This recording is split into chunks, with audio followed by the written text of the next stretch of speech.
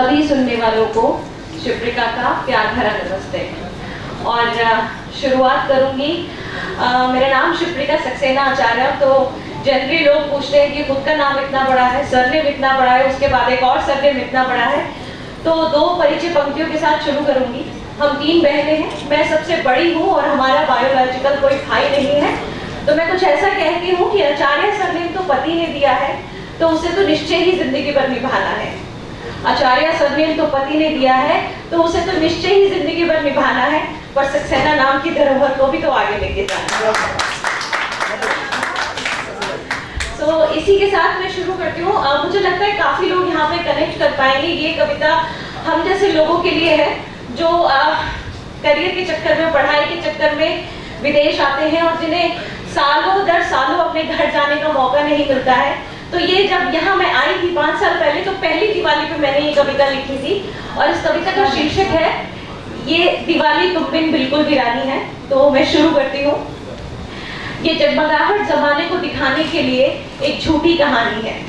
जब हमारे mummy papa घर के बाहर लाइटिंग लगा के रखते हैं कि ये जगमगाहट जमाने को दिखाने के लिए एक झूठी कहानी है, घर लौट आओ कि ये दिवाली तुम बिन बिल्कुल वीरानी है। Thank you. घर की चौखट पर इसीलिए हूँ कि तुम अंधेरा देख बाहर से ही ना लौट जाओ। घर की चौखट पर इसीलिए हूँ कि तुम अंधेरा देख बाहर से ही ना लौट जाओ। आने से पहले ही फिर से अगले साल आने का झूठा वादा ना कर पाओ।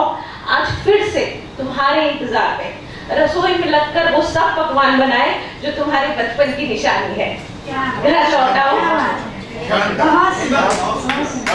शुक्रिया। घर लौट आओ, ये दिवाली तुम बिल्कुल वीरानी है। आ जाओ कि तुम्हारी उंगलियां पकड़कर चलना सिखाने वाली उंगलियां अब बुढ़ा चुकी हैं। आ जाओ कि तुम्हारी उंगली पकड़कर चलना सिखाने वाली हड्डियां अब बुढ़ा चुकी हैं। जिन आंखों ने ये दुनिया तुम्हें दिखाई वो नजरें अब धुंधला चुकी हैं। मेरे नाती पोतों से ये बात कहने में कहीं देर ना हो जाए। मेरे नाती पोतों से ये बात कहने में कहीं देर ना हो जाए। चलो चले इस साल वहां जहाँ रहती तुम्हारी दादी या नानी है। मेरे नाती पोतों से ये बात कहने में कहीं देर ना हो जाए कि चलो चले इस साल वहां जहाँ रहती तुम्हारी दादी या नानी है। घर लौट आओ, ये दिवाली तुम बिल्कुल वीरानी है। छोटा सा ही ख्वाब था मेरा कि तुम बहुत काबिल बनो। छोटा सा ही ख्वाब था मेरा कि तुम बहुत काबिल बनो, पर ये क्या, तुम तो मेरी हाथों की पहुंच से निकलकर काफी बड़े हो गए। छोटा सा ही ख्वाब था मेरा कि तुम बहुत आगे बढ़ो, पर ये क्या, तुम तो मेरी हाथों की पहुंच से निकलकर काफी बड़े हो गए। तुम्हारा ओहदा, तुम्हारी पहचान, तुम्हारी मसरूफियत जैसे मेरे और तुम्हारे बीच दीवार बनकर खड़े हो गए। खुद अपनों से ही दूर हो जाओ, खुद अपनों से ही दूर हो जाओ, क्यों इतना ऊंचा उड़ने की ठानी है।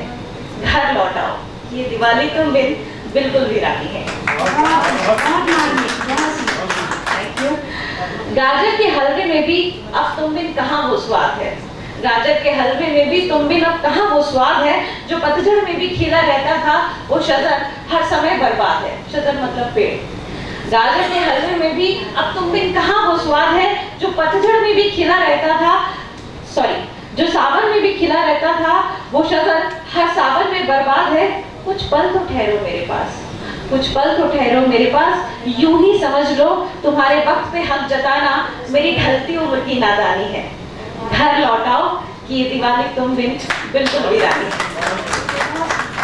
और आखिर की कुछ पंक्तियां कह के इजाजत चाहूंगी।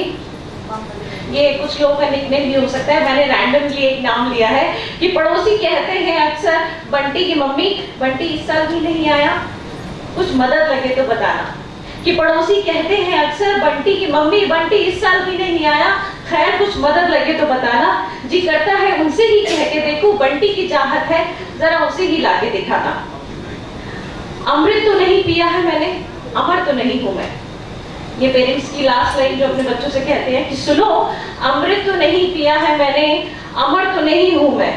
कहां तुम्हें हमेशा के लिए पकड़कर बैठने वाली मेरी जिंदगानी है।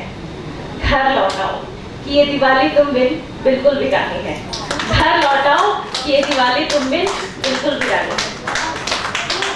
और 30 सेकंड का समय चाहूंगी, थोड़ा सा मैं भी इमोशनल हो जाती हूँ, व्यवहार से भी इमोशनल हूँ, पढ़ते पढ़ते भी इमोशनल हो जाती हूँ। 30 सेकंड का समय चाहूंगी। इमोशनल है। Thank you so much. और जैसे कि मेरी परिचय पंक्तियां होती हैं, 2 लाइनें कह के इजाजत चाहूंगी कि समाज तक अपनी बात पहुंचे तो लगता है कि सही लिख रहे हैं हम।